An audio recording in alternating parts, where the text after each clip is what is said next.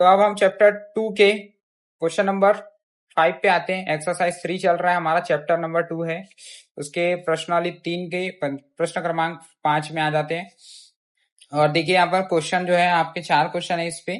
ठीक है, इसको भी सेम उसी प्रकार बनाना है जिस प्रकार आपने इसके पहले वाले क्वेश्चन को बनाया है। बस यहाँ पर आप कंडीशन आपको क्या बोल रहा है, यहाँ पर निकाय के अनंततः अनेक हल हैं। अब अनेक हल हैं के लिए आपको कंडीशन पता होगा कि क्या होता है, ठीक है ना। नहीं पता होगा तो मैं यहाँ पर बता देता हूँ आपको। पहला आप हल कर रहे हैं यहाँ पर, तो आपको सबसे पहले जो दिया है उसको लिखेंगे। तो दिया है समीकरण आपको, ठीक है। इस टाइप के क्वेश्चन एग्जाम में आते हैं, तो आप इसको अच्छे से समझ लीजिए। और बहुत ही इजी क्वेश्चन है ये। 2x + 3y = 7 and then k-1x + k+2y = 3k, ठीक है। अब देखिए यहाँ पर आपको मानना है जैसे आपने पहले माना था इसके पहले वाले क्वेश्चन में, आपको a1 a2 और a3 मानना है। सॉरी, a1 b1 c1 मानना है। तो a1 क्या होगा, यहाँ पर 2 हो जाएगा, ये b1 हो गया, c1 हो गया, ठीक है ना। तो a1 2 हो गया, b1 आपका 3 हो गया और आपका c1 = 7 हो जाएगा। इसी प्रकार आपका a2 कौन होगा, तो a2 आपका ये वाला होगा पूरा ब्रैकेट, ठीक है। ये b2 और ये c2, ठीक है। तो आपका a2 जो है k-1 होगा, आपका b2 = k+2 होगा और आपका जो c2 होगा वो 3k होगा। आपको ये याद रखना है कि x और y को बस नहीं लेना है, ठीक है ना। ये x पद और y पद इन चारों को नहीं लेना रहता है, इसके अलावा जो भी होंगे वो सबको लेना है, ठीक है। ठीक है, तो आप यहाँ पर हो गया a b c सबको मान लिया। अब आपको क्या करना है, अनंततः अनेक हल के लिए आपको सूत्र लगाना है। चूंकि अनंततः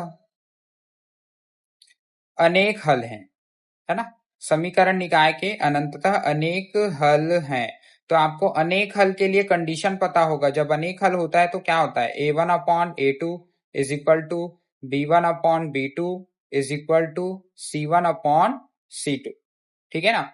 अब आप इसको मान रखेंगे, a1 का मान है 2, a2 का मान k-1 है तो k-1 रख देंगे। इसके अलावा b1 का मान है 3, b2 का मान है k+2, इसके बाद C1 का मान है 7 और C2 का मान है 3k। ओके, यहां तक समझ आया। अब आपको क्या करना है, कोई भी दो पद को लेकर हल कर देना है। तो आपका k का मान आ जाएगा, कोई भी दो पद आप चाहे तो इन दोनों को लीजिए या तो आप इन दोनों को लीजिए, ठीक है। या तो आप इसको और इसको भी ले सकते हैं। आप जिसको भी करेंगे तीनों में आंसर सेम आएगा। मैं तीनों तरीका बता दूंगा आपको कि किस टाइप से करना है। तो सबसे पहले मैं इन दोनों को लेता हूँ, ठीक है ना। ये इन दोनों को लिया जाता है, ठीक है। तो कोई भी दो पद को लेने पर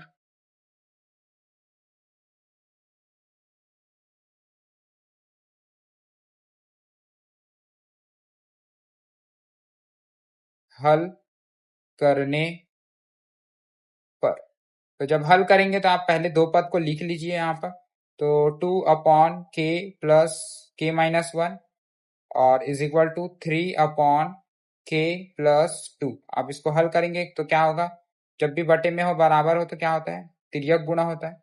तो k+2 का 2 के साथ गुणा हो जाएगा, k+2 का, और k-1 का 3 के साथ गुणा हो जाएगा, ठीक है।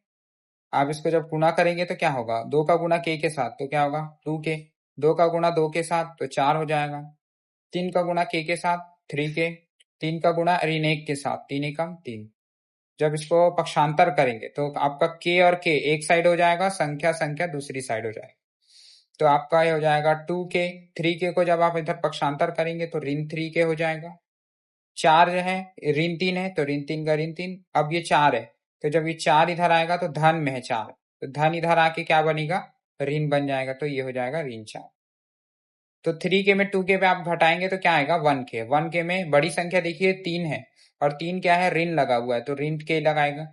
और यहाँ पर ऋण 3 ऋण 4 कितना हो जाएगा, ऋण और ऋण धन हो जाएगा, 4 और 3 7 हो जाएगा। और बड़ी संख्या ऋण है तो ऋण, तो ऋण से ऋण क्या हो जाएगा, कट जाएगा, तो आपका k की वैल्यू क्या आ जाएगी, 7 आ जाएगी। क्लियर है, ठीक। अब इसी को मैं अंतिम दो पद को भी लेकर बता देता हूँ आपको बाजू में ही, ठीक है। तो मैं इसको एक मिनट थोड़ा सा साइड कर देता हूँ, ठीक है। तो ये आपने देखा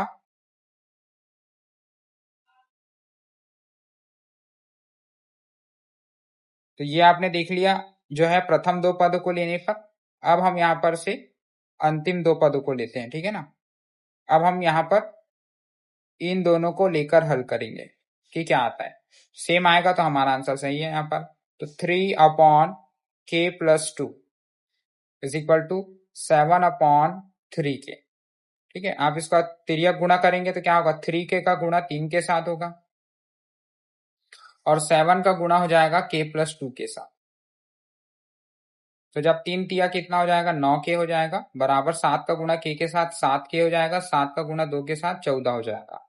आप 7 के वाले को एक साइड कीजिए तो 7 धन में इधर आके क्या हो जाएगा, ऋण 7 हो जाएगा, बराबर क्या बचेगा इधर 14। 9 में 7 गया तो कितना बचेगा, 9 में 7 गया तो 2 बचेगा और बराबर क्या होगा 14। आपको किसका मान चाहिए, के का मान चाहिए। तो 2 क्या हो जाएगा पक्षांतर 14/2। तो 2 एकम 2 और 2 सत्ते 14, मतलब आपका मान क्या आया 7। इधर भी क्या आया था 7 और इधर भी 7, तो 7 7 जो है आपका बराबर है। ठीक है, ठीक है, आप चाहे तो इधर इसको और इसको भी लेके हल करेंगे तो सेम ही आएगा। ठीक है, बट उसको मैं नहीं बता रहा हूँ। दूसरा क्वेश्चन देखते हैं। दूसरा क्वेश्चन है आपका दिया हुआ है समीकरण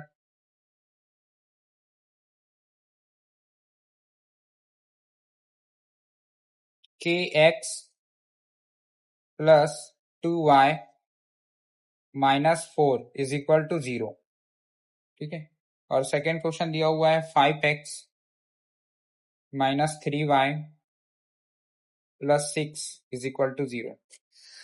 ठीक, अब यहाँ पर क्या हो गया, अब यहाँ पर आप लोग सोचेंगे कि अरे यहाँ पर तो सी नहीं दिया हुआ है।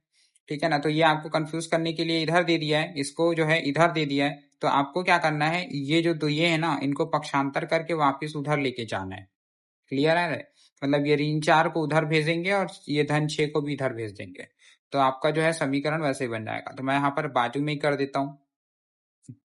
ठीक है ना, अगर मैं समीकरण बनाऊं तो ये हो जाएगा kx + 2y, ऋण 4 उधर जाके धन 4 बनेगा। और अगर मैं इसको समीकरण बनाऊं तो 5x - 3y और 6 है, धन 6 है, उधर जाके ये ऋण 6 बन जाएगा। अब क्लियर है, आप सब बना सकते हैं। ठीक है, तो आप मानेंगे सबसे पहली बात तो माना। तो a1 कौन रहेगा आपका, k रहेगा। a2 इज इक्वल टू आपका 2 रहेगा और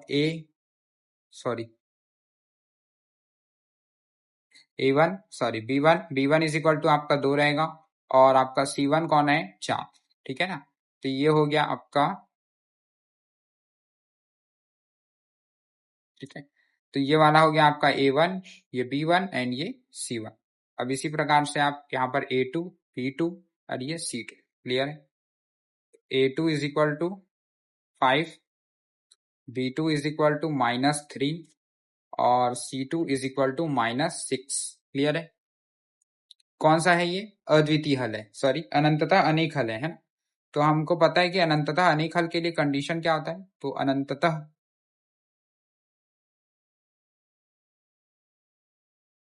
अनेक हल के लिए, तो अंततः अनेक हल के लिए क्या होता है condition, a1/a2 is equal to b1/b2 is equal to c1/c2।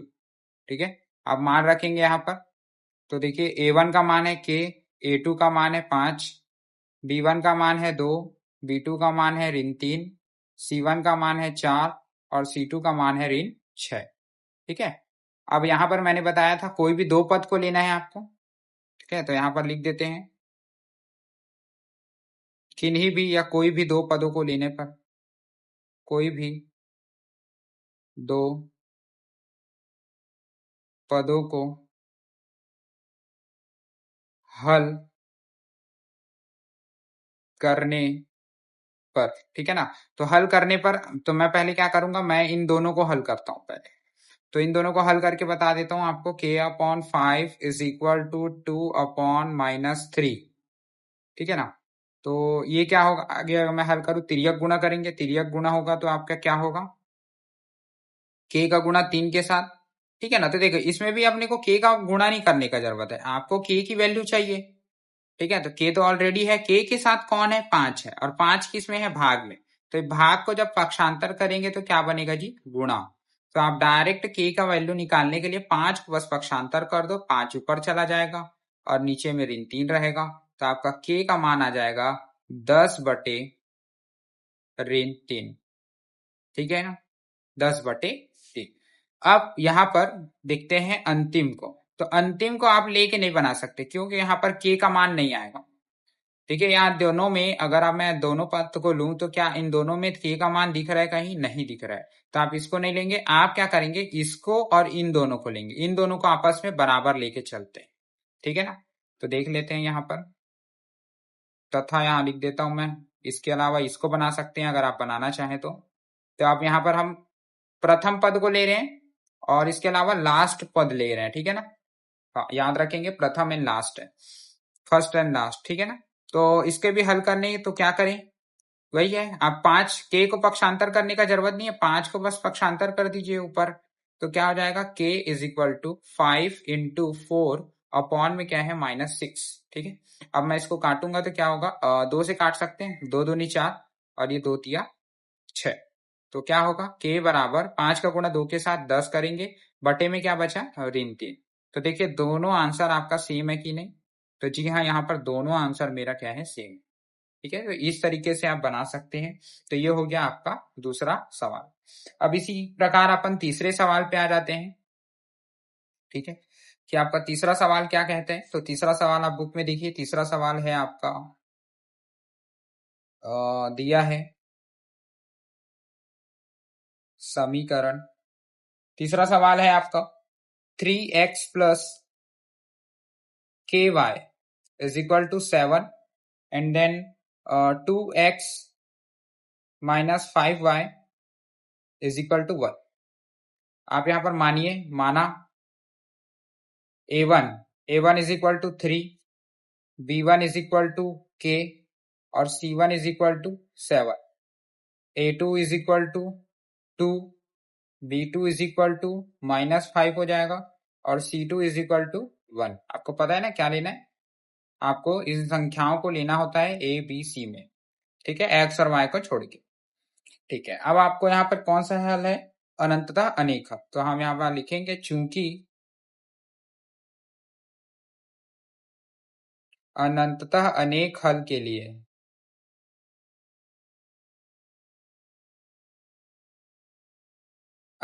लिए क्या होता है condition, a1/a2 is equal to b1/b2 is equal to c1/c2। मान रखिए आप a1 b2 c2 का।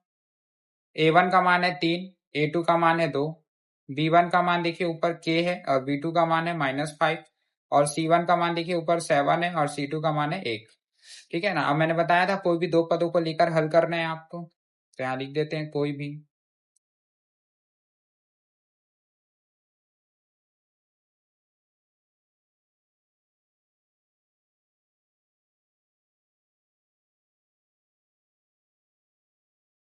ठीक है, तो मैं क्या करूंगा, इन दो पदों को पहले लेता हूं। तो मैं यहाँ पर इस साइड कर देता हूँ, 3/3/2 है, बराबर है k/5 है, तिर्यक गुणा करेंगे। आपको तो k का मान चाहिए, तो k है तो ऑलरेडी यहाँ रखा हुआ है, k को कुछ नहीं करना है, आपको सिर्फ 5 का पक्षांतर करके गुणा कर देना है। तो अगर मैं k को रहन दूं और 5 को ऊपर भेजूं तो 3 के साथ वो गुणा हो जाएगा ऋण 5 का और बटे में क्या रहेगा 2। तो आप अगर k की वैल्यू निकालेंगे तो 3×5 = 15, माइनस लगा हुआ है तो -15/2। क्लियर है, तथा आप दूसरा कंडीशन भी ले सकते हैं, आप इन दोनों को लेकर भी हल कर सकते हैं। k/ऋण 5, ठीक है, बराबर 7/1। ठीक है, अब क्या होगा,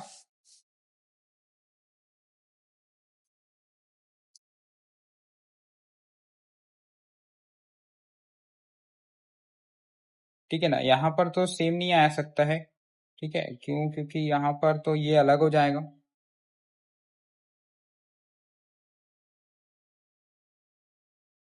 ठीक, तो यहाँ पर देखिए, यहाँ पर जो k का मान आ रहा है वो अलग अलग आ रहा है। ठीक है ना, अगर मैं यहाँ पर देखूं तो k का मल्टीप्लाई k1 से तो k ही आएगा और 5 का मल्टीप्लाई करेंगे तो -35 आएगा। अब देखिए यहाँ पर दोनों की जो वैल्यू है वो अलग अलग आ रही है। तो जब भी अलग अलग आएगी तो यहाँ पर हम बोलेंगे कि यहाँ पर जो है k का कोई वैल्यू नहीं होगा, k का कोई मान नहीं आएगा यहाँ पर। तो हम यहाँ पर लिखेंगे यहाँ पर अतः k का कोई मान नहीं है। ठीक है ना? ठीक है। इसके बाद जो चौथा क्वेश्चन है वो मैं आपके लिए होमवर्क दे देता हूँ। चौथा क्वेश्चन अब आप बनाएंगे, 3 क्वेश्चन मैंने बना दिया है। चौथा क्वेश्चन भी इजी है, सेम इसी टाइप बनेगा, तो ये रहेगा आपके लिए होमवर्क। ठीक है।